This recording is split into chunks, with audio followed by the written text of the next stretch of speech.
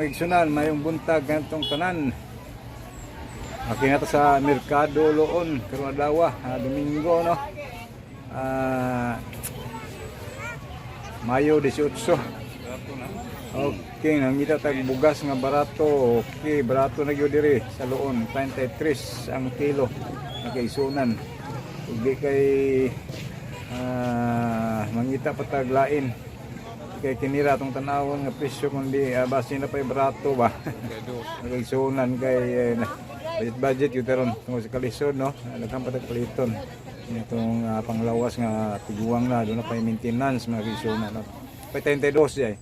Kita ninyo 32. Kita pag yung tag 31 ani o liba 30. O dito sa panel mangutana ta o kay pila ang ila o sinakko no. Okay nangutana ta pero tag 1,550 nagirag 31.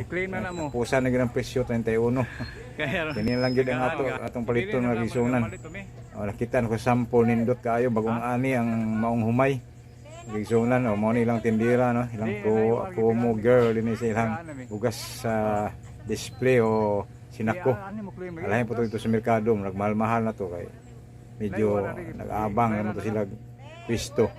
Okay diri na ani sa gawas sa ilang sinako no, barato gyud kayo 31 ang kada kilo. Mabutang ta kay sa sinako 1,550 man divide into 50 kilos mo na 30 kapin o 31 ba.